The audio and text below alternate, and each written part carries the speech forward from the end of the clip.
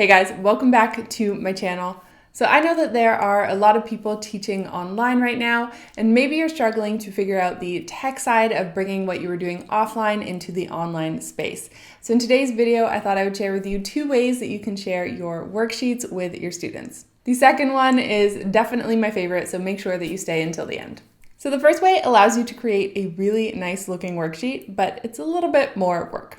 So the first method is to use the tool Canva. So if you just head over to Google and you type in Canva and then whatever type of worksheet you're trying to create. So let's say you want to create a checklist.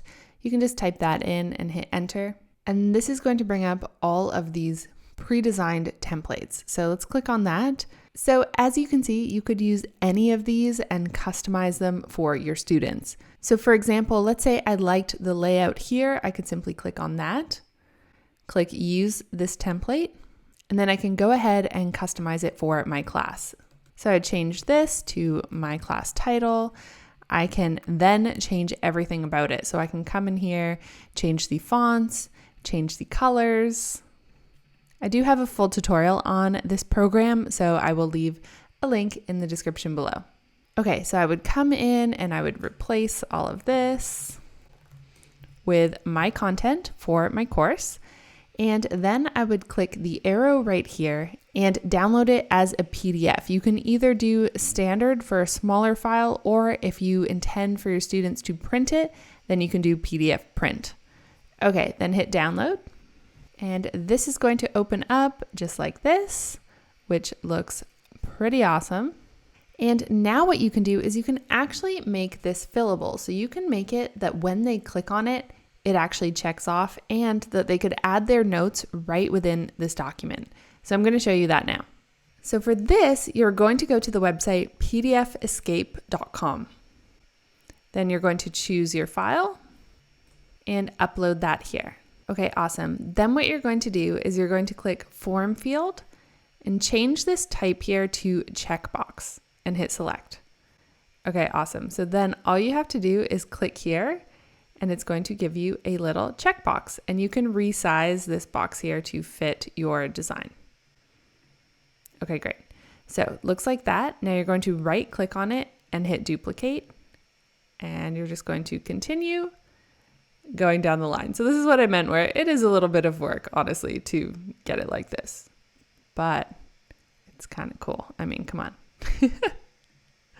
Okay, so you would go about and do this in order to make them checkable. Is that a word? I don't think so. Okay, so then we're going to go to form field over here, and you can change the type now to text paragraph, and then hit select. Click over here under notes, and you're going to just drag this around and then pull the corners here to fill the entire space. Okay, great. So that is good. And now I'm just going to hit download. So this green button over here to download that. So now if one of your students were to open this up on their computer, they would simply come over here and be able to check this off. And then they could come over here and take their notes. So yeah, pretty cool. That may really come in handy for some teachers out there. Now the second way is super simple. Special shout out to Mariah Cause. It's in one of her courses that I first saw this method used. So this way is definitely faster. So you're going to use the free tool Google Docs. So let's click go to Google Docs. And then you're just going to click blank to create a new document. So then what you can do is create your doc. So this is more of a plain word processor. So it's definitely not as fancy and doesn't have as many cool templates as Canva. Okay, so you would create your doc and you would have all your info here. And really, I mean, this is pretty simple as well, because you could simply say, write your answer here, and then they could come in and type here, right? So, and you can format it a little bit and make it look nice.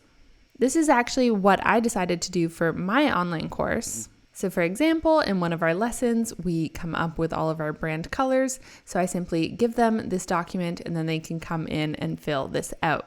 And it looks pretty cute, I think. So you can still customize it. Here's the best part about this method though. So you would come up here and you would title your document, okay? And then what you would do is you would come up here to the URL and you're going to delete where it says edit and the /. And then you're going to paste in this little line of text that I'm going to leave for you in the description below. So this is great because once you share it with someone, this is what it's going to look like. So it's going to allow them to make a copy of this document. So they're going to click make a copy. And this is great because then they can simply come in here and answer within this document.